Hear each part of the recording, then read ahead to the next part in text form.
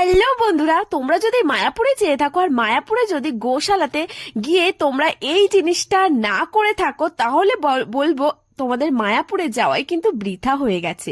তো আমরা কিন্তু মায়াপুরে যাওয়ার সঙ্গে সঙ্গে কিন্তু আমরা প্রথম ওখানে ঘুরেছি, আর তারপর আমরা কিন্তু পরদিন আমরা চলে গেছিলাম গোশালাতে।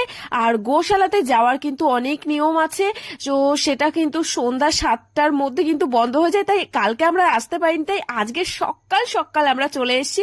আর এসেই যা ঘটলো জানো না, এত সুন্দর দৃশ্য, নিজের হাতে গোমাতাদের আমরা খেতে দিতে পেরেছি।